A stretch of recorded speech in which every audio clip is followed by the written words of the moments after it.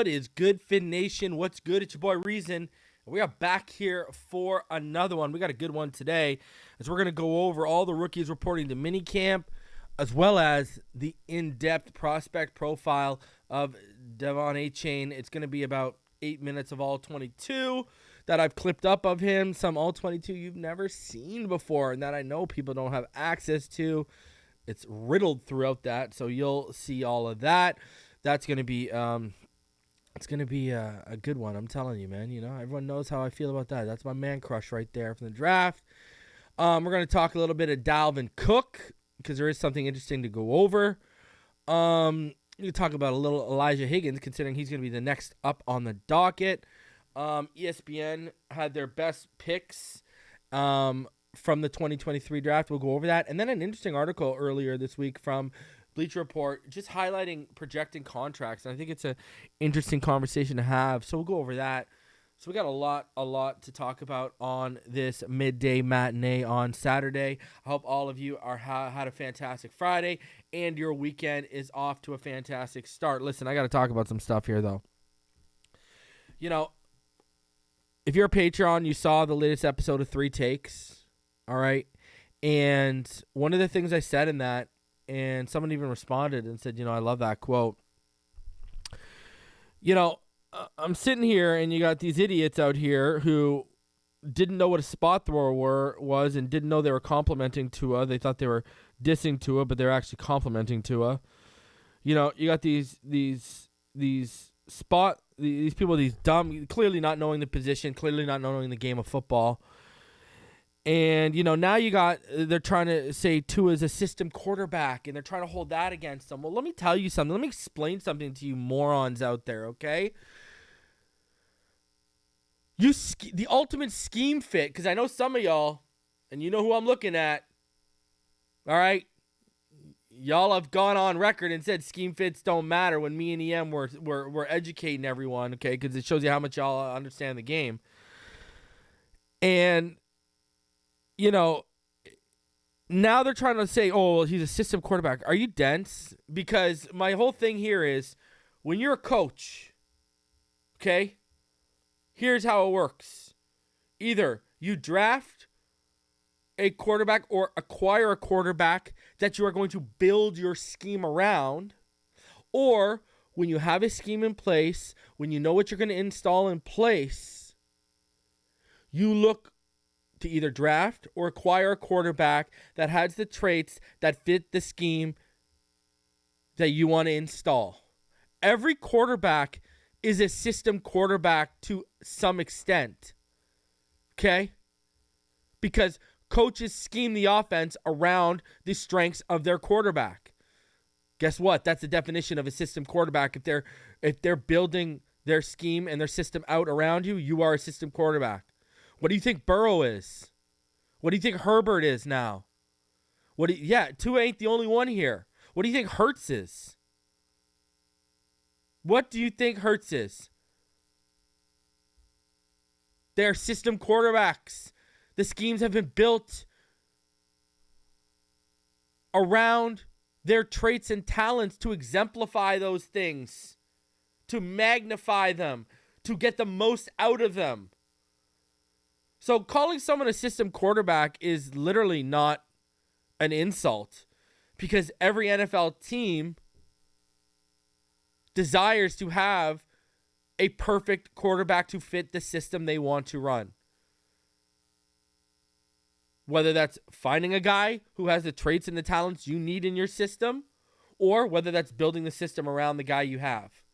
And I've been saying for years, I'll say it again, while everyone was out here saying, when everyone thought Tua was going to leave, and they're like, well, I want to see him with Sean Payton. What was Reason saying? No, I want to see him with Kyle Shanahan. He's perfectly built for that offense. That's what's about McDaniel. What McDaniel wanted to come over here and do, Tua was perfectly built for that. And we were telling y'all before they even took a snap that that's what the deal was. And that's why you saw the production you saw. You know, it's just the worst mixture, and you see it in his fan base, okay? People who don't know ball and have agendas That is the worst mixture out there for any fan base. If you don't know ball and you have an agenda, that's the very worst mixture you can have out there for any fan base. Talk about the blind leading the blind, huh? So I had to get that off my agenda because it's just crazy. These people do not know ball, but they come out here, they get on a mic, or they get on a Twitter space, or they get behind their keyboard on Facebook and they talk like they do, and it's clearly so evident they don't. So evident. It's unbelievable. Unbelievable. If you're going to try and be a negative Nancy when there's been nothing but positivity this offseason, at least try and be negative with things that are either factual or correct. All right? You know? There's one thing Reason can't stand, and everyone knows this. Since I started this until the day I will finish this, I do not stand for ignorance. I don't. And you know, I had a conversation with someone. Reason, you know, these people are going to make it a bloodbath out here on themselves, courtesy of me, and I don't know what to tell you. But it's coming. Because I'm going to tell you this right now. Tyreek Hill said it yesterday. Right? When we're eating, don't decide to hop on when we're eating. Because this team's going to eat this year. And that goes for all you little doubters and negative Nancy's that are just nitpicking everything. Because, I've said this. Listen, if you don't like Tua, that's fine. The people I got time for are the people that say, you know what? I don't believe in Tua. I don't think Tua has it. But you know what? I'm not going to root against him, because if I root against him, that's counterproductive to being a fan, because if I root against him, we're going to lose. If I'm rooting for his downfall, that means I'm rooting for us to lose. See, I got time for the real Tua non-believers, the logical, insane ones. There's ones that don't like him, but still are rooting for him to be successful every Sunday and rooting for this team to be successful every Sunday because they care about this. But there's people out here who don't care about the logo. They care more about their hatred for the individual player. Those are not real fans. You know, they got the gall to call other people Tuaneers or say they're not real fans because they believe in their team's quarterback, yet they're the same ones that are preying on our team's downfall just so they can be right about the quarterback. That ain't a fan. I hate to be the one to tell you that. So, it's, you know, because I'm going to tell you this much. They're more Tuaneers than the Tuaneers they claim the Tua fans are. They're the ones that talk about him for 12 hours a day. Right? They're the ones that don't talk about anything else. They just talk about Tua. But, you know, other people are the Tuaneers. Go figure that irony out, huh? So, you know, I can't believe some of the stuff I hear and see. It's just mind-boggling that, you know, it's just really mind-boggling to me that, you know, people either A, buy into that crap, or B, think the people that say that kind of crap know anything about the game of football. It's unreal. It is unreal, man. It's embarrassing, to be honest with you. Like, you know, I'll be frank with you 110%. Until I started becoming a content creator, I had never been embarrassed before of this fan base. And I'm going to be 110% to you. Since I've been doing this since 2019, there have been so many times where I've been embarrassed for this fan base. Not of this fan base, but for this fan base, because of some of the stuff I see out there. Whether it's on Twitter, or especially, it was wild there for a minute. It was embarrassing to even be. That's why I fell back so heavily.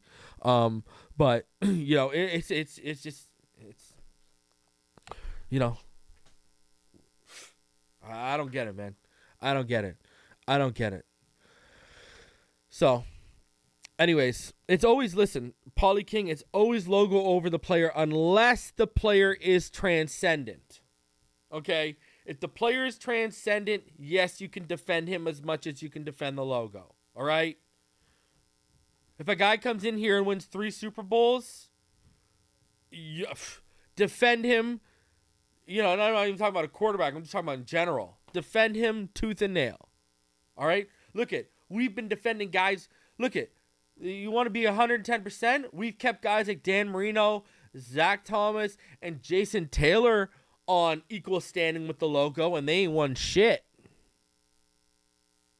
Just saying. Like, for example, I'm a Penguins fan. I always go back to my Penguins because I can because they win. All right? Mario Lemieux and Sidney Crosby and Jaromir Jagr and Evgeny Malkin are on the level of the logo because you're talking about guys with multiple championships, and they were the reason why that franchise has multiple championships. You can put those players on the level of the logo. I strongly believe in that. But, you know, if the player is not transcendent for the franchise, you cannot put them on the level of the logo. That's always been my standing with the whole player over logo, logo over player type thing. So that's where I've always been. You know what I mean? So, but look at Dolphin fans, because we ain't won anything in so long, we go to bat and we put players on the level of the logo who ain't won anything just for Hall of Fame nods. You know what I mean? It is what it is, right? So, like, I'm going to tell you this right now. If we would have had a quarterback and we would have kept his nose clean, Ricky Williams would probably be a player we put on the level of the logo, right? Because if we would have had a quarterback and he would have kept clean, we probably would have won a chip. Yeah, Don Shula's on the level of the logo. You know, you could put Bob Greasy, Larry Zonk on the level of the logo, those type of guys. So that's just always been my lookout on, you know, I'm going to tell you this right now. There's no one on this roster even close to being on the level of the logo. Let's be honest right now. So we'll see how all that works out. But yeah, and then I just wanted to cover one other thing here with the, you know, I talked about this on the 3 Takes video for Patreon members only, you know, when discussing the schedule. And, you know, I keep looking at that stretch of the Eagles, the Patriots, and the Chiefs are really going to define this team this year. You know, you come off those first 6 weeks where, you know, yeah, there's a lot of road games in there, but, you know, the competition isn't up to par, I believe, for the majority of that. And, you know, you look at that stretch, the Eagles on Sunday Night Football, then coming home to the Patriots, then going to Frankfurt to the Chiefs. I'm going to tell you this right now. If we come out 3-0 on that stretch, the NFL better look out. The NFL better look out if we come out 3-0 on that stretch. You know, I really, that's an exciting time. And, you know, for people wondering what game I'm really looking at potentially coming out there for, the one that first pops off to me is going to be that Tennessee game. Because, you know, Will Levis could be playing by that time, right? You know, we could be sitting in a back-to-back Sam Howland and Will Levis back-to-back weeks. You know, you look at that schedule, and heading into that bye, week 10, this team could very well be 7-2, 8-1. You know, I think 6-3 at worst. You know, like the Giants, I think we're going to run through everyone on that opening. I think the only team that gives me any pause are the Bills on those opening 6 weeks. But I think it's very, very realistic we come out of those first 6 weeks, you know, 5-1. And then heading into that 3-game stretch, and then if you come out of that 3-game, listen, if you head in 8-1, 5-1 heading in that 3-game stretch, and then you come out, oh my God, I will be unbearable. I swear to God, I will be unbearable. I swear on my life, I'll be unbearable. But I just keep looking at that stretch, guys, and I just keep saying to myself, man, that is going to tell us exactly who this team is. You know, you got arguably probably the best team in the NFC at that time, and then you got a division rival game at home that you got to travel home for, and then you got the best team in the AFC. Those are statement games, my friends. You know, I don't want to come out of that stretch 1-2. Let me tell you that. Right? I want to come out of that stretch 2-1. Okay, I'll accept it. It's better than 1-2, but 3-0, man. 3-0 should be the target. Real talk. So, you know, and, you know, you look at the primetime love we finally got, and it's just a beautiful thing right now. Like, it's just a beautiful thing. But a couple of the other things about our schedule, you know, Miami has 2 weeks with less rest than their opponent. So only 5 teams have fewer than that throughout the NFL. So that's pretty good, right? That's pretty good. Out of 17 games, there's only 2 of those games where they're going to have less rest than their opponent. Every other game, the opponent's going to have less rest than them. So that's pretty good. Miami has 2 short weeks. Only 5 teams have fewer than that. Miami is one of 9 teams with 3 straight home games. Right? You look at that. We are set up for December success, my friends. When you look at 4 of the last 6 games and 3 of the 5 in December are at home, we are set up for success. And another interesting thing too, and I think this really matters, Miami will not be playing a single team coming off a bye this year. There will be not one team coming off a bye and facing the Miami Dolphins with extra rest. That is huge, huge, huge stuff right there. Really, that's huge stuff. When you look at that, that is a very big advantage. I like how this schedule is spread out, and I like the little intricacies of this schedule that I just went over with you guys. I think we got a schedule that's in our favor. People want to say we got the second hardest strength of schedule. Not when I see how this is played out. I don't believe that. I really don't.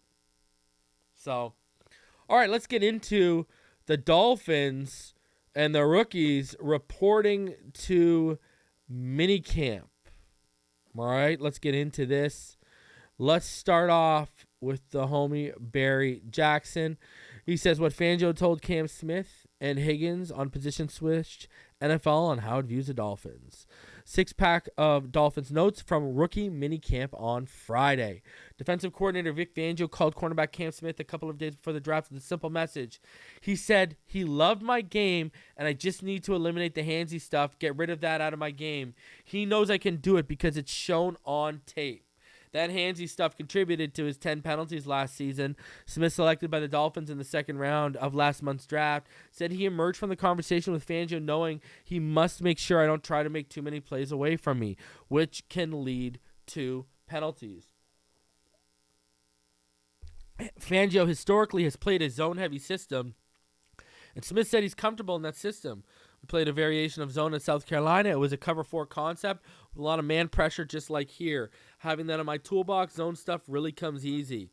Smith has been talking with cornerbacks coach Sam Madison during the past 2 weeks and said, I'm already tuned in on the plays. He's giving me nuances, stuff to look at in formations, in the quarterback's drop. I fell into the perfect spot with Miami.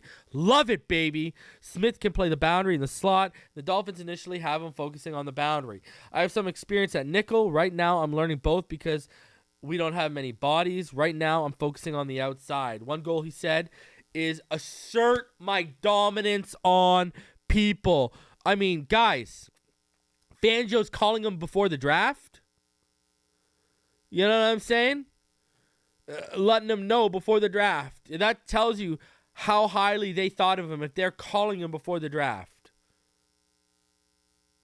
I love it. And you can tell Fangio is amped up. You can tell Fangio really, really likes this kid. If he's giving him that kind of advice before the draft, and, oh, man, this is going to be good stuff right here. And then Sam Madison working with them, and you see Cam Smith already grasping the defense by the sounds of it. This kid is going to contribute in year one, you guarantee it. Smith got an Airbnb in Miami after the draft and has been training in South Florida. Friday marked the first time that he went on a field wearing a Dolphins jersey, and it kind of felt surreal seeing myself in the NFL with a logo on. The NFL cornerback he has watched closely through the years, another former South Carolina player, Stephon Gilmore. When did he first believe he might become an NFL player? Once I started the last few games in that 2020 season.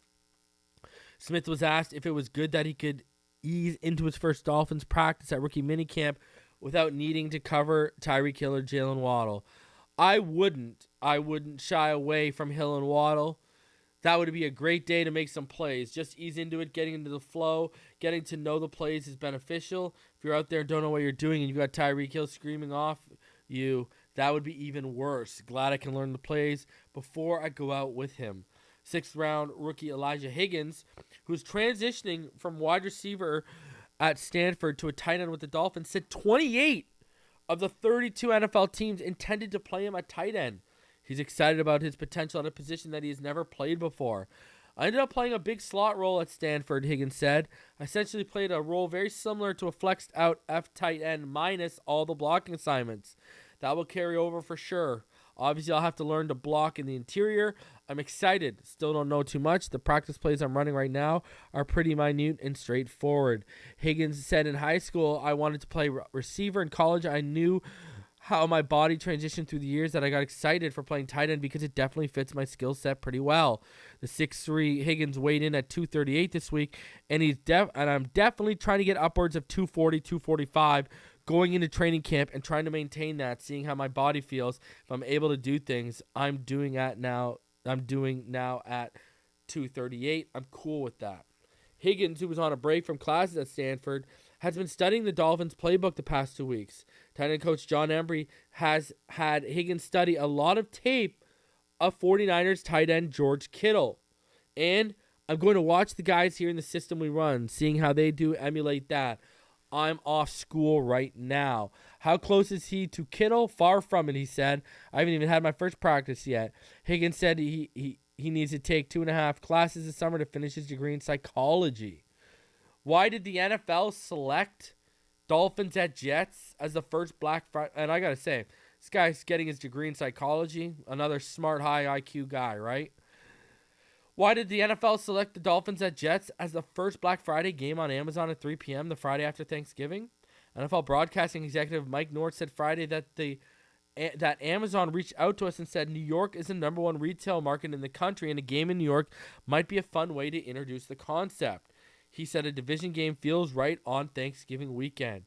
Kansas City at the Jets was considered, but that game ended up on Sunday Night Football on October 1st. Eagles at Giants was also considered, but the NFL decided to play that game on the final weekend of the season. And the Cincinnati Bengals offered to host the game every year, but the NFL declined. Amazon will carry Dolphins at Jets nationally. A non-cable station will also air the game in Fort Lauderdale and Miami market. NFL executive Ani Bose said the Dolphins, who were given 5 full national games, including 3 at night, are viewed as competitive, compelling, and an interesting team. And, I said this. We're getting our flowers, guys. We are finally getting our flowers, with these 5 primetime games, even though they're not all at night. They are primetime because who else are you going to be watching at 9:30 in the morning on a Sunday in Frankfurt than us? And then same thing with on Amazon on Black Friday at 3 p.m. against the Jets. Us. So, we're getting our flowers. We are getting our flowers, and I'm going to be honest with you. It feels nice. It feels nice to look around the league and see that they believe we are on to something special here in Miami. So Omar Kelly, he had 5 observations from Dolphins rookie minicamp. And he said NFL rookie camps usually feature a deer in headlights look on the faces of many newcomers and tryout players. But there are always a few prospects and moments that stand out, providing coaching staff some hints on what could be. Here's a breakdown of 5 observations made during the portions of the Miami Dolphins rookie camp sessions the media was allowed to watch Friday. Searching for inside linebackers, head coach Mike McDaniel and defensive coordinator Vic Fangio spent a significant portion of Friday's practice examining the inside linebackers during the positional drill portion of practice. Aubrey Miller is a tad on the small size, which isn't surprising considering he's listed at 6 feet 229, but the Jackson State standout, who was the SWAC Defensive Player of the Year, seemingly has a little pop to his game. Miller's film was my favorite of all the undrafted rookies signed, and considering Miami is searching for inside linebacker help, he'll have a legit chance to make the roster if he can shed blocks and cover with range. Also, what he hasn't pointed out here, and I'll point out to you, he offers a lot on special teams, right? So that's another avenue for him to making this team, I think, as well. Another rookie being used as an inside linebacker was Zeke Vandenberg, who played outside linebacker most of his career at Illinois State. Vandenberg, who is 6'4", 232 pounds, was Missouri Valley Football Conference Defensive Player of the Year. Is there a height requirement for offensive tackle? All 3 of the rookie offensive tackles the Dolphins signed are 6'7". Ryan Hayes is 6'7", 305, but has a pudgy frame on him. He moves like a guard, which is where I told y'all they're going to shift him, I think, which is something the team might explore later in the process. James Tunstall, the Cincinnati offensive tackle, is also 6'7", 304 pounds. The 2022 second-team All-AAC tackle started every game on offensive tackle this past season. Started 11 games for the Bearcats in 2021 after transitioning from Stony Brook. He passed up his final season of college eligibility to go undrafted. And Alex Jensen, the former South Dakota standout, is 6'7", 304. Considering the Dolphins will go into training camp relatively thin on offensive tackle, and with Austin Jackson, who has struggled the past 3 seasons, penciled in as a starting right tackle, all 3 of these rookies have a legit chance to impress enough to make the 53-man roster. Rookie punter Michael Turk has the thighs the size of honey-baked hams, and his calves have some thickness to them as well. We've seen punters and kickers with thick legs before, but this is on another level. Turk is clearly a warrior in the weight room, which he showed at the NFL Combine when he set the record by bench pressing 225 pounds 25 times. This mark is a modern record as most reps by a punter since 2003 per NFL research. The Dolphins guaranteed all of veteran Jake Bailey's $1.1 million contract, which means Turk, who averaged 47.2 yards per punt during his collegiate career, would have to drastically outperform Bailey, a former Pro Bowl selection, to unseat him. However, Miami could develop Turk on the practice squad if he's deemed worthy. Tiny seemed to be the theme, he says here. Devon Achane, the Dolphins' third-round selection, wasn't the smallest player at rookie camp. There was a tryout tailback, Cal Davis's Yolonzo Gilman, and cornerback Duke's Dontre Young, who had a similar frame to Achane, who was 5'9", 188. H.A. said he's heard about his small stature his entire life, but points out he uses his shortcomings to his advantage, considering he could pop out from behind blocking offensive linemen. Everyone's got their opinion on me. I don't worry about what everyone has to say because I know what I can do, and I know what I'm capable of, said Achane, who rushed for 2,376 yards and scored 28 touchdowns during his Texas A&M career. I'm a much smaller back than usual. I'm shorter, our line is big, and it's much harder for them to see me. But athleticism does stand out on the edges at rookie minicamp. Mitchell Agudier physically stands out amongst the outside linebacker prospects. This 6'4", 242-pounder moves pretty well when compared to his rookie peers, New Mexico State's Lazarus Williams and Nebraska's Garrett Nelson. The former University of Miami standout was coached by Hall of Fame Dolphins pass rusher Jason Taylor last season. The former UCLA transfer recorded 39 tackles with 4 sacks and 1 forced fumble in the 12 games he played. Dolphins had Cameron Good, last year's 7th-round pick, participating in rookie camp, and Agudier towered over him, which was a good sign. So, there's not going to be a lot coming out of rookie minicamp, but, seeing these guys in the jerseys are out there, and I think Aubrey Miller is going to make this team. I've said that, and I still believe that. I think special teams is a way for him. Duke Riley's only here for a year. You got really no depth long term. Now, the whole 6'7" thing, I think that's just a coincidence, to be honest with you. But, even he says, Ryan Hayes moves like a guy that should be moved into the inside. And what I've been telling all y'all, I think he'll be kicked to the inside, and I think he'll be battling with Liam Eichenberg. Right? I don't think will be, I don't think he maybe he ends up being a swing tackle. I don't know, but I think he'll be in that camp battle at guard.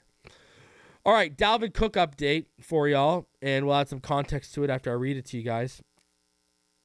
So, Justin Cohen, per source, I'm told after stalled trade conversation, the Minnesota Vikings have informed Dalvin Cook that he will be released following the June 1st designation. This move will save the Vikings $9 million in cap space.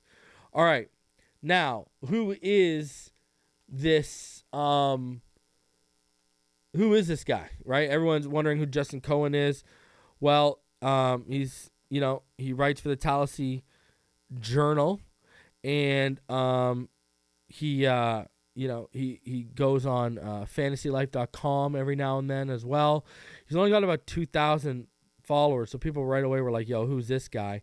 The other thing is, this has not been backed up or confirmed by Rappaport, Schefter, or any one of those guys. So I'm just showing you that, but take it for a grain of salt. I will say this. If you go to his timeline, he did break I saw he broke a few things before they happened. Like when you go to his timeline, I believe he, he broke that the Steelers would be having a week 1 home game, right? And then it was confirmed after that it would be San Francisco. So this guy has broken things. We'll see how it works out. I don't know. But, I feel like that kind of news might be moving rapidly around the NFL if it was, 110% legit, right? I do feel like that would kind of be going off there. I don't know. I kind of feel like people would be looking at that a little bit. You know what I mean? Now, all right. Something I wanted to go over here. It's very interesting. Sticking with Devon Achane here, okay? This article came out from ESPN. And this article from ESPN here says, which mid-round pick will have fantasy value in 2023? If you go through, look at this. Bowen, Devon Achane, okay, then Roschon. Then Loza, Achane. Miller, Achane. Moody, Achane.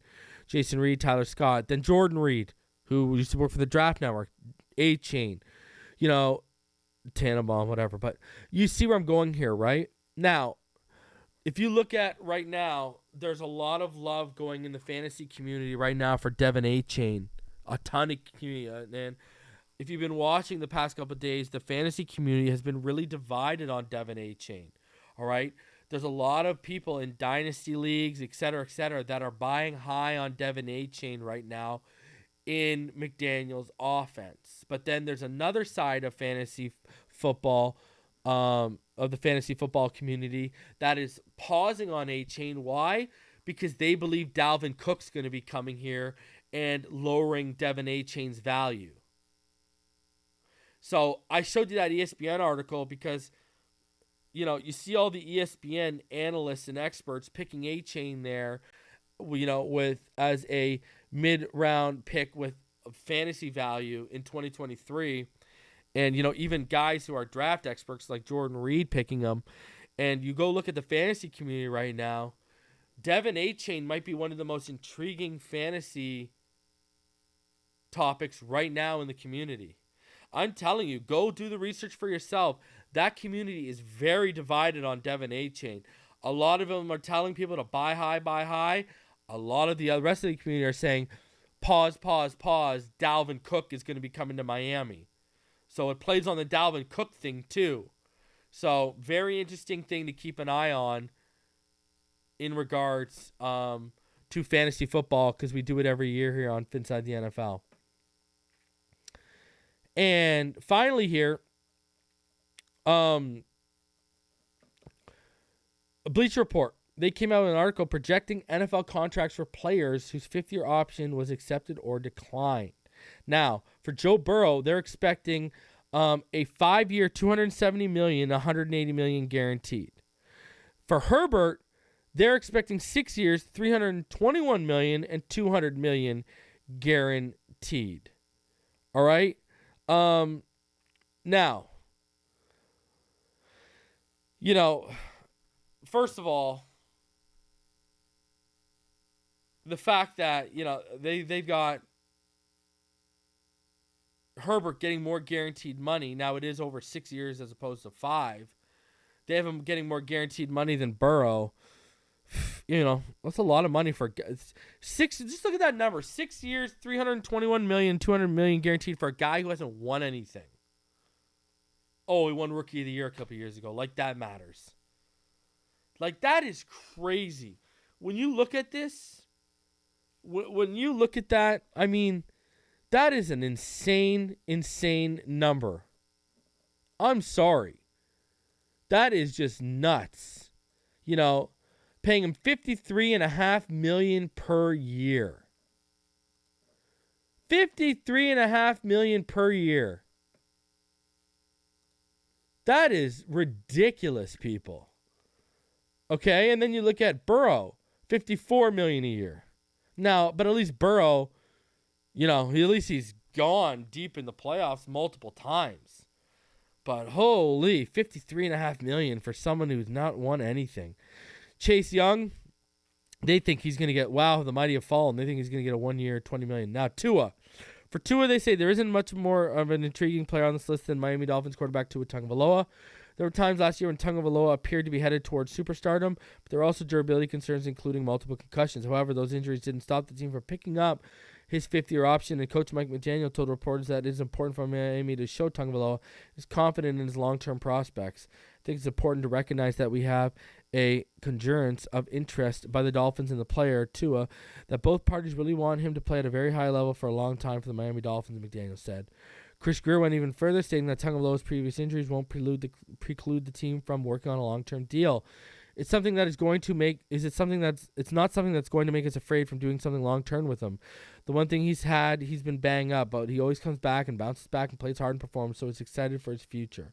However, the reality is that before the Dolphins are going to commit north of $45 million per season to Tagovailoa, they'll need more assurances that he can stay on the field than they received in 2022. We've already seen what Tagovailoa can do in McDaniel's offense with Tyreek Hill and Jalen Waddle at his disposal. If he can repeat that success and lead Miami to the postseason, a huge payday will be coming. But even then, the durability issues are likely going to cost Tagovailoa some cash. So they have 4 years, $190 million with $100.5 guaranteed. I hate to be the bearer of bad news, but if Justin Herbert's making $53.5 million and Joe Burrow's making $54 million, and you are predicting here that, you know, if he can repeat that success of last year and stay healthy and lead us into the postseason, he's going to be making more than $45 million a year. All right? I could see this being a 4-year, $200 million contract.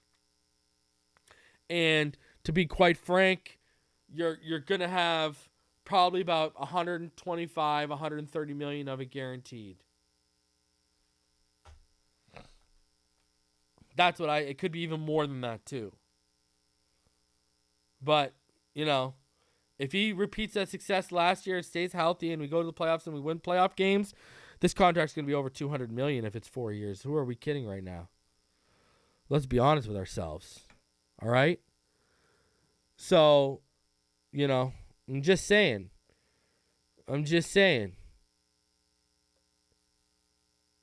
So we'll see how it all works out, right? Because if you look at it, they guaranteed about what? A little over $30 million a year, like just under $35 million a year to Herbert. And then, you know, you look at what's his face? Joe Burrow, right? And, you know, he's guaranteed about $35 million a year as well. Whereas with this Miami Dolphin contract that they got here, he's guaranteed about $25-ish million a year. So, you know, I personally think that it'll be like 4 years, $200 million. And, you know, you'll be talking about like $120 million guaranteed.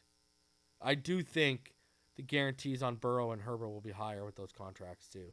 And I don't know if you guys heard, but the word on the street right now is that the Chiefs are looking to rework Mahomes' contract again to make him the highest paid player in the NFL. They're looking to keep him happy. That's for sure. That is for sure. All right, guys. You already know what time it is. You know what time it is, baby? Let's get in to my prospect profile of Devon Achane here on Phinside The NFL. Man, this was fun to do. We got about 8 minutes of all 22. We're going to break down the player for you. We're going to go in depth here. So, y'all ready? I need you to do. There's already 375 of you in the comment section right now. Please do me the favor.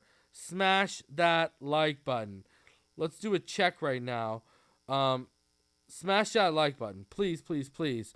Because right now we are at, what are we at right now? We are at 137 likes. Let's get to 150 likes and rock this for all y'all, all right? Because this is going to be a good one for you guys. This is going to be a good one to watch, all right? And FYI, I didn't do my usual arrow pointing out because just look for the running back, all right? All right, just look for the running back on this one. All right, so let's get into this. Let's get into my prospect profile of Devon Achane here. Bring it up for all y'all. All right, let's get into this. So, the most explosive running back from the 2023 NFL Draft, all aboard the Achane train. With the 84th pick of the draft, the Dolphins finally took the running back fans have been yearning for them to take, especially me, someone who declared Achane as one of my biggest draft crushes around the beginning of the 2022 season. I don't know if there's a more perfect fit for the backfield and in Mike McDaniel's offense too, which is why not only did he do a fist pump on camera, but this feels like a pick he pushed Greer to make if there ever was one. With so much uncertainty surrounding the future of the running back room in Miami beyond 2023 due to short-term and easy-to-get-out-of contracts, like Cam Smith at 51, this pick is for both today's version and tomorrow's version of the Miami Dolphins. In my opinion, what makes this pick a home run is the Dolphins got another high-value pick like they did with their first in this draft, as I think Devon Achane is a top 45 player. If there's one thing we've learned Mike McDaniel is a fan of and wants to center his offense around, it's speed, which is why so many people believe he's building a track team in Miami. Well, when you add literal track stars like Tyreek Hill and now Devon Achane to the fray, it's hard to deny that. Those two players have something else in common too, though. I always say, give me football players that are athletes, not athletes that are trying to be football players. And they fit that bill as the type of football players I personally love to watch and would want on my team if I coached. A 4-star recruit out of Missouri City, Texas, Devon Achane had quite the impressive resume before he even donned the burgundy of the Texas A&M Aggies. As a junior and a senior in high school, Achane led Marshall to back-to-back state championships and was named the Offensive Player of the Year as a senior. At the same time, he was convinced to join the track team at Marshall and absolutely racked up the accolades as Achane became one of the most revered track stars in the country, being named the 2020 Gatorade Texas Track and Field Athlete of the Year while leading Marshall to 2 straight state track championships. He posted the best 4x100 relay time of 40.40 nationally, and as a junior, his 20.46 time 200 meters win at the state championships was the fastest in the country. Devon Achane continued his track career at Texas A&M as well. He played football there, where he was an All-American in the 100 meters, 200 meters, and 4x100 meter relay. Some of his personal best posted as an Aggie were a 10.14 100 meters, a 20.20 200 meters, and a 6.63 60 meters. His 200 meters time of 20.20 is faster than the average Olympic time qualifier's time of 20.24. Don't forget his accolades as a running back at Texas A&M, though. As a sophomore, he was the Orange Bowl MVP versus North Carolina with 140 yards on 12 carries, 2 touchdowns, and 24 receiving yards. Behind Isaiah Spiller as a sophomore, Achane led the SEC in yards per carry with 7. Then, when the backfield became his as a junior, not only did he carry the weight of the offense, it was recognized nationally as he was named first-team All-SEC. There may not be a more explosive player, let alone running back, than Devon Achane from the 2023 NFL Draft. When you watch his tape, though, it doesn't take long to see he's so much more than speed and explosiveness. Though those are two huge aspects of his game, I think his contact balance, vision, and physicality really stand out, not just because you don't expect to see a 5'8", 188-pound track star running back display those things frequently, but also because of how high of a level at all three he is. Usually track star running backs are more linear with their speed, while Achane shows the elusiveness and shiftiness mixed with the lateral agility that makes you salivate while evaluating running backs, as he forced missed tackles on 29% of his carries. If he can't break your ankles, though, Achane's contact balance and love for the physical aspect of the game I mentioned comes into play, as he looks like a literal pinball at times, bouncing off multiple would-be tacklers, as 705 of his 1,102 rushing yards came after contact in 2022. Even for a smaller back, that doesn't mean he's easy to take down with an arm tackle, as he's feisty and has that dog in him to fight for every last yard with the motor to match. When you speak about his vision, though, you're talking about a patient runner who sees holes before they develop, doesn't overrun his blocks, and follows them to daylight, showing he'll take what the defense gives him if needed to get a first down in critical situations, while knowing how to use his size to squeeze through the creases if they present themselves. You'd also think a runner his size with his speed would be more reliant to get off the edge, but nope. Achane is just as effective and knows how to make plays running through the gaps as well.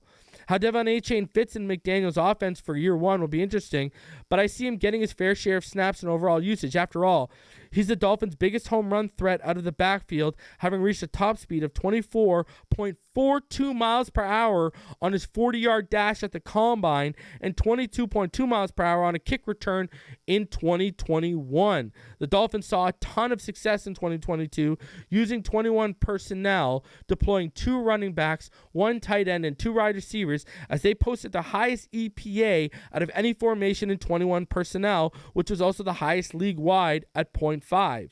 Now, Ingold will have one of those running spots locked down for the majority of those snaps, as he did have 351 of the 376 21 personnel snaps they ran in 2022. But Achane will add just as much and maybe even more lightning than Moser to Ingold's thunder, and I expect him to split secondary running back opportunities at least to start the season. When you look at the other ways he can get on the field too, Texas A&M got creative with him, lining him up as an X receiver, a Z receiver, and I expect McDaniel to do that as well. Due to Achane's previously mentioned agility and elusiveness, when you also factor his high football IQ and understanding of angles in open space, super soft hands with good ball tracking ability, this helps Achane be an effective and impactful contributor to the passing game as well. I can picture him being a real headache for defenders at the next level once he gets acclimated to the NFL's game speed and McDaniel's offense. You also can't discount what Devon Achane will offer the Dolphins on special teams. In 2021, he had a 96-yard kick return touchdown against Alabama, and in 2022, he followed that up with a 95-yard kick return for a touchdown versus Appalachian State. In total, he had 20 kick returns over the last 2 years for 613 yards and averaged 30.7 yards per return. Over the last few years, the Miami Dolphins have been adding dynamic players to both sides of the ball on the roster, with Devon Achane just being the latest addition to that list.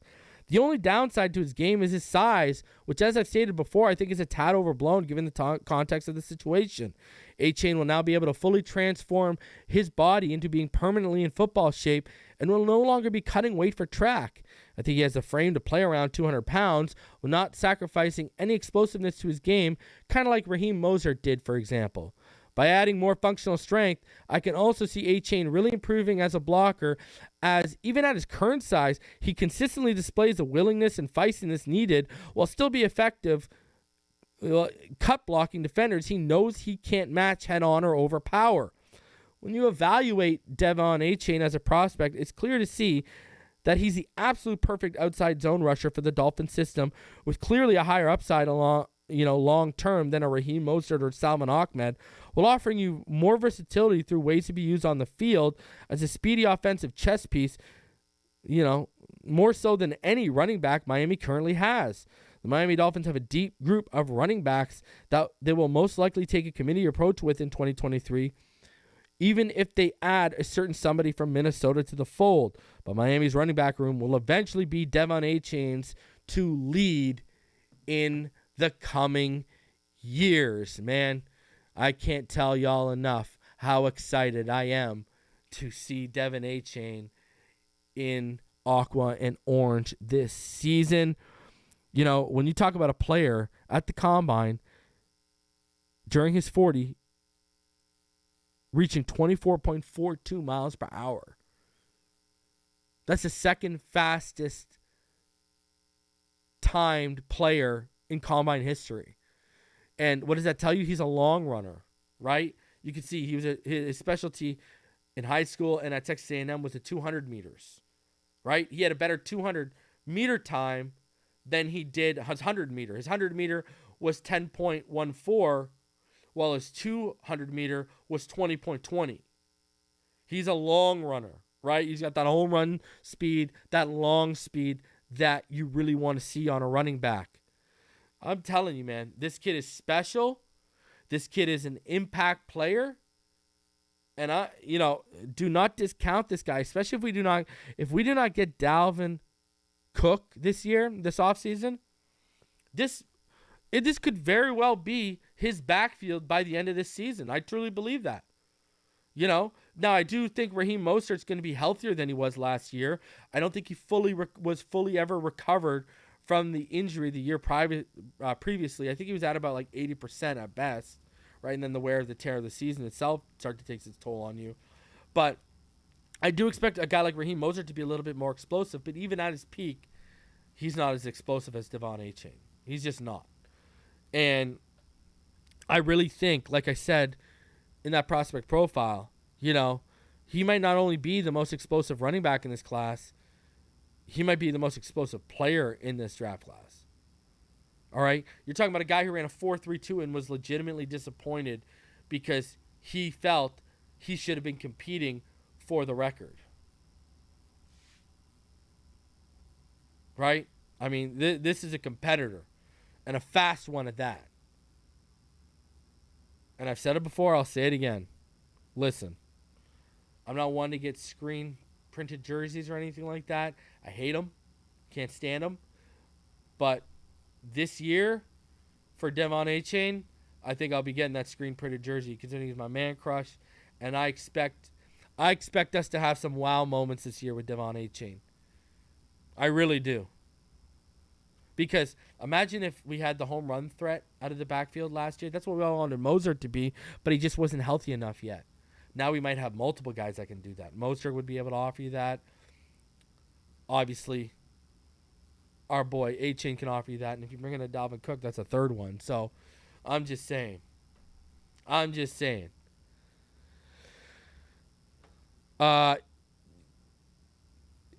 Gibbs is not.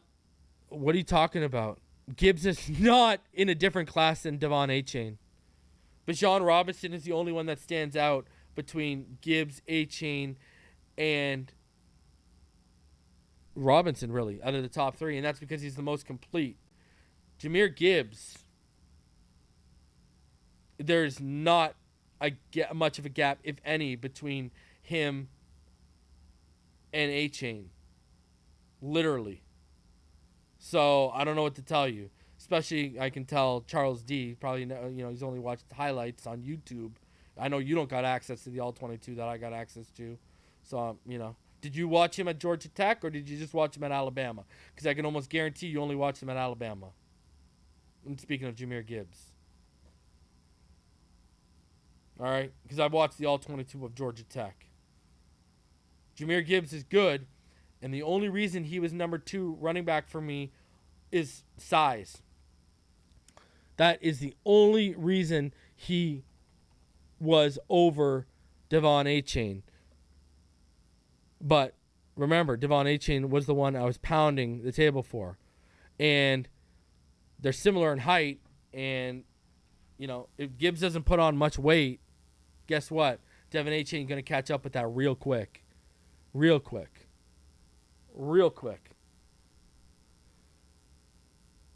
Size, of course, matters in every sport. Go look at what was Warrick Dunn. Warrick Dunn was the exact same size that Devon Achane was. Raheem Mostert was 190 when he came into the league. He's now 200 pounds. I mean, learn ball, right? It's not hard. Learn ball if you want to have a debate with me. Size matters in the NFL, but look at Austin Eckler. I mean, if size matters in the NFL so much, why was the biggest outlier of a quarterback taken number 1 overall? Literally, there's never been a quarterback at Bryce Young's size to ever be successful at the NFL level. He has to be like the ultimate outlier. Never happened. Never happened, but he went number 1 overall. Because the NFL is changing. So, yeah, size matters. And guess what? When Warrick Dunn, who was Devon Achane's size, was playing, it was a lot rougher of a game, and they weren't coddling players the way they do now when Warrick Dunn was back there. And Warrick Dunn had a damn good career. All right? Go look at Barry Sanders' size when he came into the NFL. Go look at Barry Sanders' size when he came into the NFL. Go. Right? Just saying.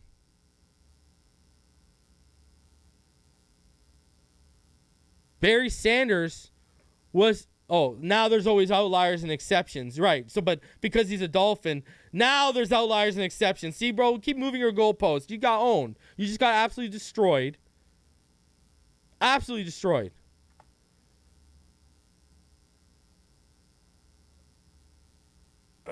Just saying. So, man, again, undefeated. Undefeated on this stuff. So, anyways, listen. All you got to do is do the research. Watch the film. Now, I know everyone don't got the access to the film, but you can go and try and find broadcast games. So, it is what it is. Boom. Hammered. Over. Done. Take your L, Charles, and run along. Run along. Charles got the D. That's what he did, okay? So, listen. Devon Achane, going to be a very special player. Like I said, wait till the weight comes on too.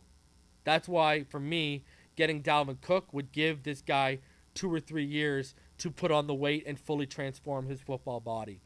There's got to be strategy behind this, I think. So, listen, I am going to be back on Monday. We're going to get out of here. I hope y'all enjoyed the prospect profile. Devon Achane's that dude, baby. I ain't going to no Devon Achane slander on this channel. But I've been talking about this guy for like the past 15 months between here and Fin Too Deep with Neil. So, appreciate it. I'll see all y'all on Monday. Love all y'all. Fins up, baby. I will see all y'all on the next one. Monday. Let's get it. Have a fantastic weekend. And happy Mother's Day to all you beautiful women out there and all you beautiful mothers. I hope your day tomorrow is absolutely fantastic. See all y'all on the next one. Peace out, guys.